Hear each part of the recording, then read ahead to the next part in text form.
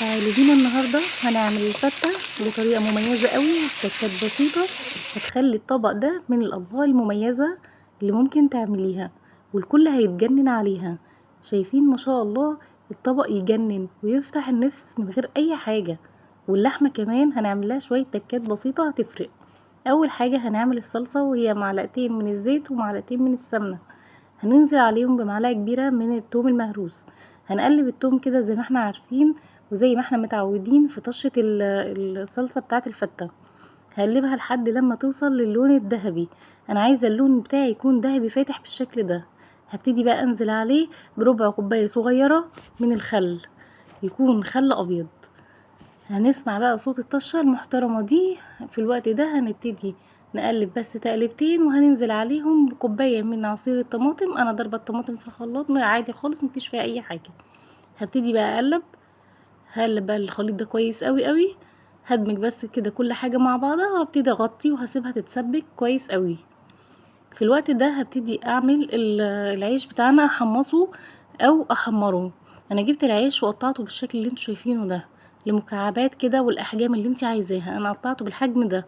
هبتدي احطه بقى على معلقتين من الزيت ومعلقتين من السمنة، والسمنة تكون بلدي. طبعا السمنة البلدي هتوديه في حتة تانية. هفضل اقلب فيه كده لحد لما يتحمص. شايفين بدأ يغير لونه ازاي؟ انا عايزاه يوصل للدرجة دي، وكده العيش بتاعنا بيكون جاهز. في الخطوة دي بقى هنشوف الصلصة بتاعتنا كمان كده بقت جاهزة زي ما انتوا شايفين كده. هبتدي بقى انزل عليها بالتوابل بتاعتنا، ملح وفلفل وكزبرة ناشفة وكمون، مفيش اكتر من كده. حابة تحطي مكعب مرق الدجاج في الوقت ده مفيش مشكلة، بس انا بكتفي بدول، بيخلوا الصلصة طعمها لذيذ جدا. وبكده الصلصة تكون جاهزة. الخطوة دي هنبتدي نعمل الرز الابيض بتاعنا، معلقتين من الزيت ومعلقة كبيرة من السمنة البلدي، وعليهم كوبايتين من المية. انا استخدمت هنا كوبايتين من المية، وده طبعا بيرجع لكمية الرز ولعدد الاشخاص اللي هياكلوا. دلوقتي انا هحط معاهم ملح ومكعب مرق لحمة. مكعب المرق هنا بيخليه في حتة تانية خالص، بيعزز جدا من طعم الرز. هقلبه بقى واغطيه لحد لما يغلي. في الوقت ده اكون غاسلة كمية الرز بتاعتي، هنزل بيها بالراحة كده واكون مصفياه كويس قوي. شايفين هي كده جاهزة ما شاء الله. هبتدي بقى اقفل عليه لحد لما يتشرب كل الشوربة بتاعته على نار عالية. هغطيه وبالشكل ده بيكون اتشرب الشوربة بتاعته. هغطيه تاني وهرجعه على نار هادية كمان ربع ساعة. شايفين بعد ربع ساعة شكل الرز عامل ازاي؟ حاجة كده ما شاء الله مفلفل جدا، وشايفين قد ايه الرز بيلمع وشكله جميل. وكده استوى وتمام قوي.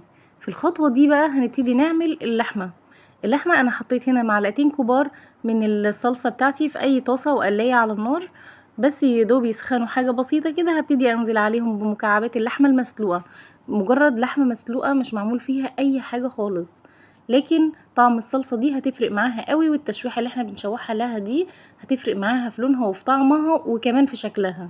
شايفين؟ هبتدي بقى اقلب كده لحد لما اللحمه بتاعتي تتشرب كل الصلصه وتاخد اللون الجميل ده. شايفين هي كده تمام جدا، وكمان اللحمه معانا كده جاهزه.